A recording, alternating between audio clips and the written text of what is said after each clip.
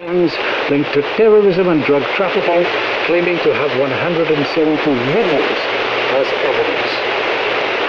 Quote, actions were taken to pursue and exterminate Chavismo, hate crime, and to seek to exterminate people for their political orientation. The Islamic Revolution Guards Corps Navy is not just a coastal force, but is capable of having a presence in international waters.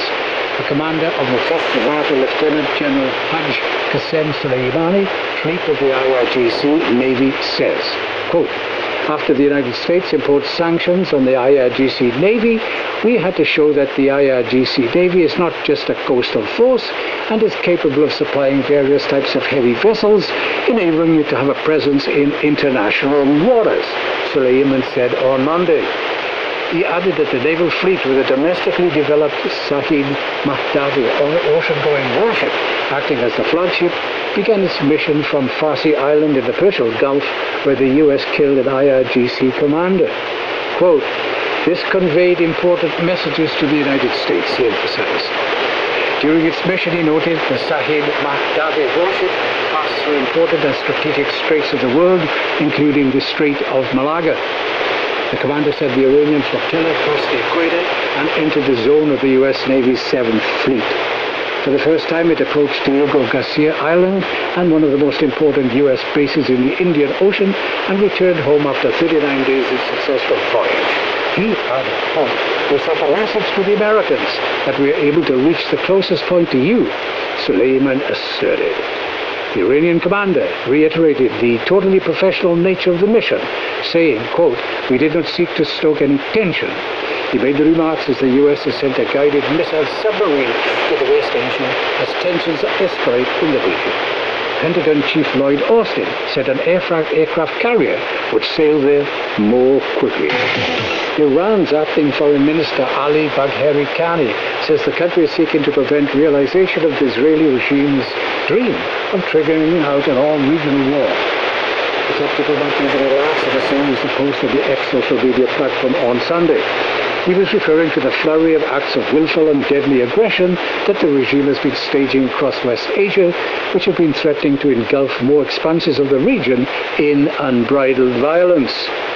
Violations have seen the regime bringing the Gaza Strip under a genocidal war, waging daily simultaneous attacks on neighboring Lebanon, and assassinating regional resistance figures, including Hamas's political leader, Ismail Haniyeh.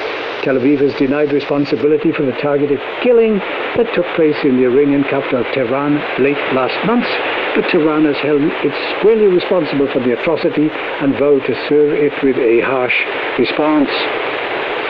At the same time as trying to confront the Israeli provocation of further regional hostilities, the Islamic Republic was seeking to defend its sovereignty and territorial integrity in the face of the regime within the framework of the international law and the United Nations Charter, Bagheri said. An advisor to leader of the Islamic Revolution, Ayatollah Sayyid Ali Khamenei, says preparations have already been made to severely punish the Israeli regime.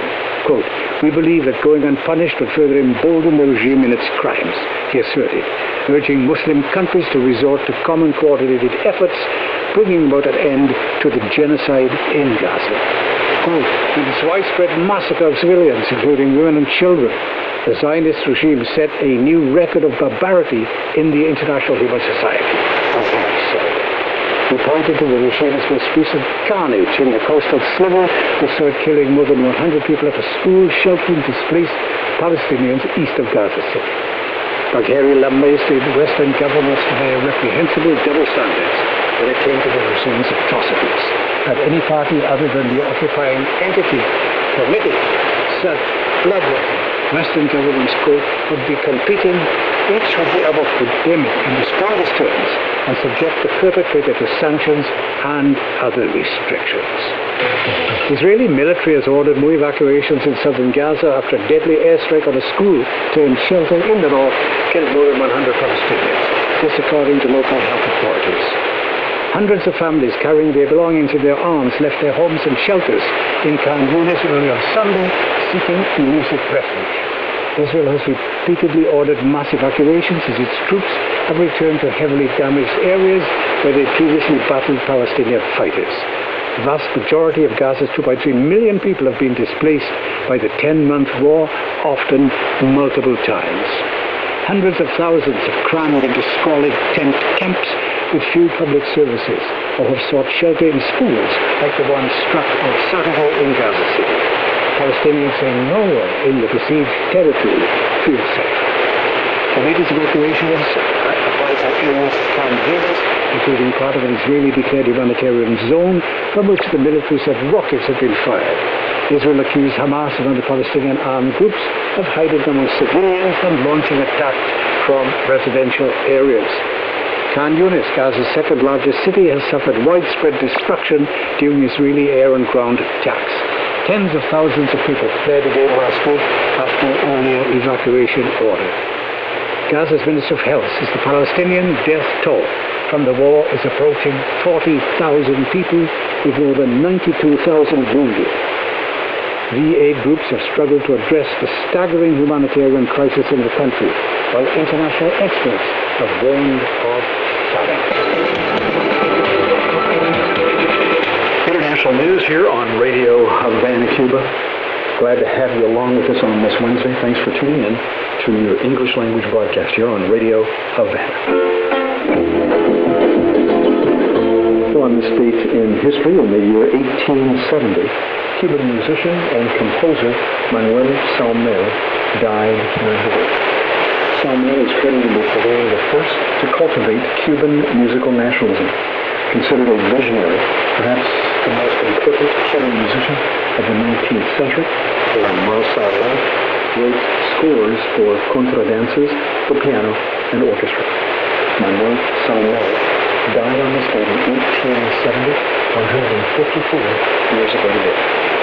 And also on this week, in the year 1920, distinguished pianist and musicologist Maria Teresa Linares was born here in Havana. She studied piano at the Municipal Conservatory of Music in Havana, today the Amadeo Rondon Conservatory. Maria Teresa Linares taught in Havana's prestigious music conservatories, Amadeo Rondon and Alejandro Garcia Turla, as well as lecturing at the University of Havana. She died in Havana at the age of 100 on February 2021. She would have turned today 104 years old. Well, it's over now to the editorial desk. That's our commentary viewpoint for today.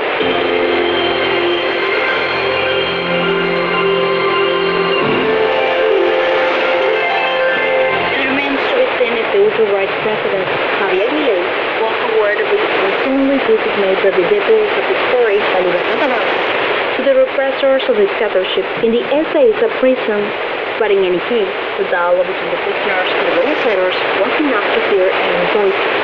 Milei, busy organizing several trips to immerse Venezuela's internal affairs, could have been left out. If so, he will have to bear the weight of the importance of the trip of the libertarian deputies to imprison the false prisoners who committed crimes against humanity, responsible for the disappearance of more than 30,000 people. In the essays of prison, the libertarians met with executioners such as Alfredo Cis, who is serving a life sentence and is known by the eloquent nickname Angel Test. He purged the sentence for incarcerating the mothers of President Mayo, as well as for the disappearances and torture in the main secret detention and extermination center and the dictatorship in Argentina between 1976 and 1983. Juan Manuel Cordero, who is serving 25 years in prison for crimes committed during the Condor Plan, was another guest in that for the current visitors for a pleasant conversation. It should be remembered that in the 70s and 80s of the last century, these operations sought repression in order to cut down progressive governments in Latin America. In addition to the other people who were received during the dictatura zarista, it is appropriate to remember that Milei and La Libertad Avanza belong to a sector of Argentines who, forgetting the past, relativize the crimes committed by the military or justify their actions. Therefore, meeting the repressors is not an isolated or even thoughtless act. The participants of the tour tried to avoid the diffusion of the meeting that took place weeks ago, although reviewing photo and the statements of some deputies attracted the attention of everyone. The fact that one of them insinuated that the meeting with those guilty of heinous crimes but the consent of the Casa Rosada gives more implication to the transfer. It is not for nothing that on the Independence Day, Argentina launched July 9, in lay on the Vice President Victoria Villarruel